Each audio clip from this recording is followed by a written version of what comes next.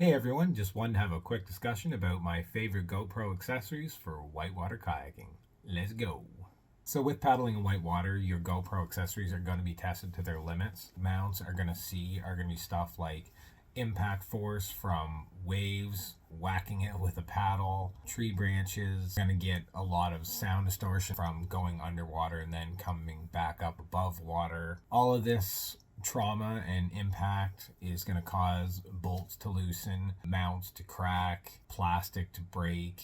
Long story short, when you're looking at GoPro mounts and accessories for kayaking in whitewater, you're going to want to look for the best quality parts and products. It's really going to test your GoPro for what I believe that they're meant for. So cheap products really are not going to hold up. I've tested, used a lot of the ones that are on the market. Really, they all broken. Best to go with your authentic GoPro accessories. I just found the added cost really is worth the security of your GoPro. So with all that, let's get into my 5 favorite products for the GoPro that I use pretty much every time I go out kayaking on whitewater.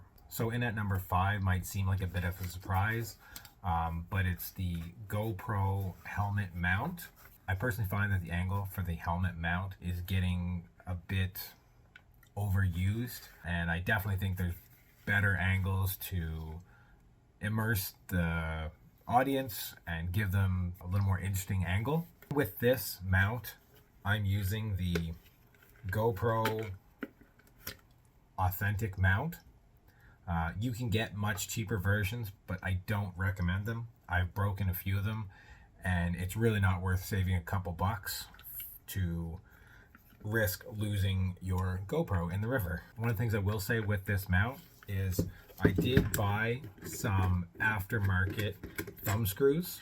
This is a thumb screw that you're gonna probably get with your GoPro. I upgraded to the thumb screw with wings on it. That allows me to do is really crank down the mount, because your head is going to be probably moving around and bobbing around a lot on the water. With the normal thumb screw mount, your camera is gonna flip flop and change the angle, and once you get the angle set on your helmet, you really want to keep it in place, because you can sort of look down way too much, so all that you're getting is the bow of your boat, or it can flip back up, so you're kind of getting lots of video of the clouds, which obviously you don't want. I've found that this thumb screw really does help a lot in really torquing down the setting of your GoPro. Next up on the list at number 4 is the tripod. Now you can get many different tripods. I've tried more expensive ones, the cheapest ones you can buy, and I actually like this much cheaper tripod. Reason being is when you're at whitewater kayaking, you're obviously going to be very limited to the space available, and I find this one fits right in my dry bag. It's not the sturdiest one, but it's sufficient for what I do, and I can just throw my GoPro on top of that and set it up on the riverside or whatever composition I'm trying to achieve, and get the shots pretty well. Or you can wrap this one, around tree branches, or however you need to position it, really. I will say one upgrade that I did make to this GoPro was I removed the original feet and upgraded to the feet with the 1/4-inch adapter hole on the bottom. I have gone out before and forgot the 1/4-inch adapter to go on to the tripod, and because of that I didn't have a tripod that I could set my GoPro on. Not good when you're trying to get tripod shots. So again, once you upgrade the feet on your GoPro to have the 1/4-inch adapter, you can take this adapter and get rid of it and directly mount onto the tripod. Next up at number 3 on my personal list is the GoPro windsock. Now this is obviously going to depend whether you're doing a lot of talking in your videos. I've found anytime I'm talking to the camera, especially on the river, you're going to have a lot of distortion, a lot of background noise. That's really going to affect the quality of your audio. So this cheap little windsock, it really does help, and it really does improve the audio. I'll try to put a video of what it sounds like with and without the sock while paddling on a river.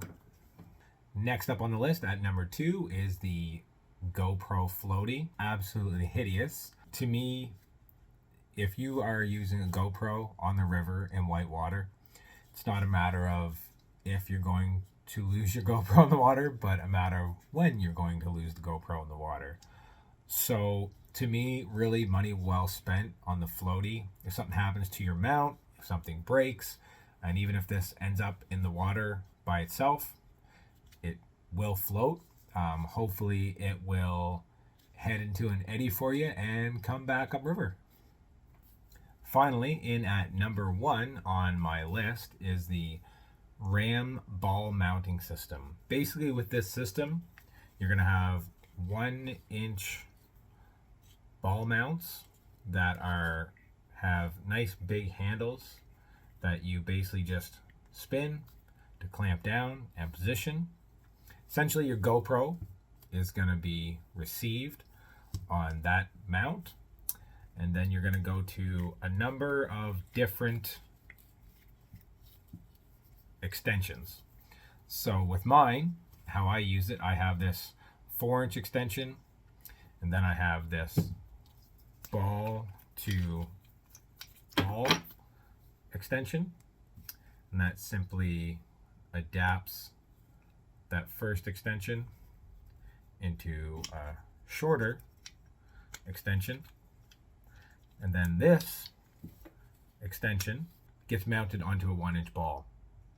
On my kayak, I do have it hard mounted. You can also use the suction cup ball mount. Sort of depends what you're doing. When I'm kayaking down the river, I like to add the camera behind my shoulder, mounted on the 1-inch hard ball mount, and then basically set it and forget it. Anytime that I want to go on my kayak and, sort of play around with angles and adjust angles and mess around with that, I'm using the suction cup, and I can literally just change the position of the base to get the composition that I'm after. You can also use just one of the arms and attach that directly to your base, whether that's the suction or the hard mounted one.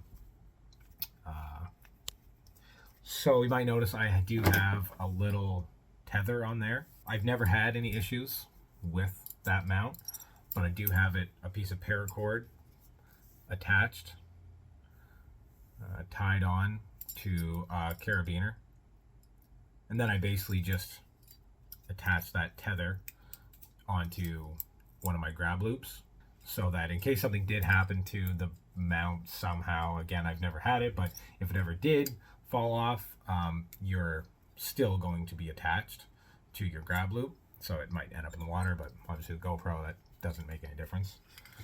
And then sometimes I'll put the Floatie onto the GoPro with the system, but with the tether and the very high quality RAM mount system, pretty good shape. Again, depends how I'm feeling that day. So one little bonus that I want to talk about is on my GoPro 10, I do have the screen protectors on the front and the back. I have broke quite a few of these screen protectors, and I have never broken the GoPro screen itself. So there's no question in my mind that the screen protectors definitely do work. It's something that I highly recommend. I've had great luck with the screen protectors keeping my GoPro in good condition, and I will definitely continue to use and replace the screen protectors as they get beat up. I do a lot of downhill mountain biking, rock climbing, whitewater kayaking, the stuff that's really putting the GoPro through its paces and punishing it in a way that's going to subject it to getting cracked and broken and damaged. And anytime I can put an accessory or an addition onto my action camera that'll protect it a little more, then I definitely do that, because for me it's getting used how I think it should be used. Thanks for joining me, everyone. Feel free to comment, like, and subscribe if you're interested in seeing more GoPro tips and accessories.